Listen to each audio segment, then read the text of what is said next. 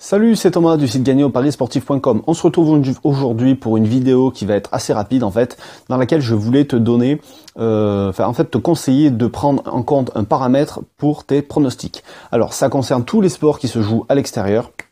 D'accord, donc ça concerne pas le basket, ça concerne pas le ping-pong, ça concerne pas le handball, enfin bref, tous les sports à l'intérieur, ça les concerne pas, ça concerne surtout les sports à l'extérieur, parce que alors tu sais très bien qu'il y a des gens qui analysent jamais rien, d'accord, qui analysent aucun match, ils vont, ils prennent leur téléphone, ils regardent les codes, blablabla, et ils font leur pari comme ça. Bon, ces gens-là, il y a tout un tas de conseils sur mon site qui vont vous permettre de vous aider et de progresser rapidement, mais en attendant, si t'en es pas encore là, et même si t'en es là, avant de faire un pari, il y a un truc que je te conseille de toujours regarder, que ça soit du foot, que ça soit du rugby ou autre chose. Et tu vois, pour moi, c'est un critère qui est quasiment éliminatoire, c'est la météo. Pourquoi? Parce que tu prends, une équipe en Espagne, tu prends une équipe en Andalousie par exemple. Là, l'équipe, elle a tout le temps le soleil. Il fait toujours beau. Il fait, même en hiver, il fait 15 degrés, il fait 20 degrés, pas loin. Quand ils vont jouer au Pays Basque, là-bas, je sais pas chez qui, et que il pleut depuis une semaine, le terrain il est détrempé, c'est tout humide partout, ben cette équipe-là, forcément, ces repères, ils seront pas bons, tu vois ce que je veux dire.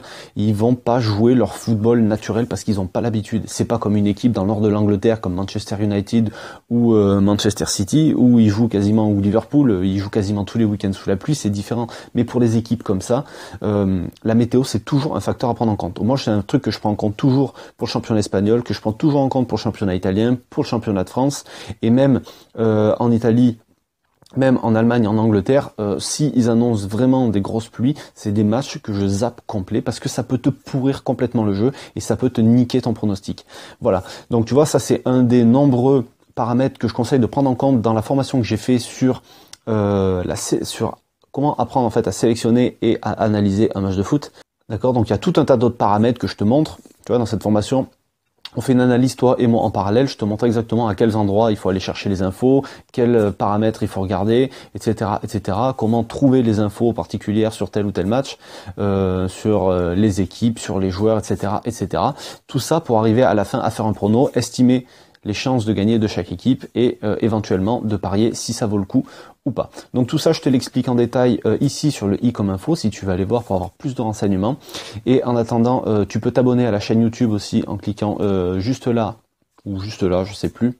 Ça te permettra de recevoir mes vidéos 2 fois par semaine, le mardi et le jeudi. En attendant, je te souhaite une bonne fin de semaine, un bon week-end. Ciao.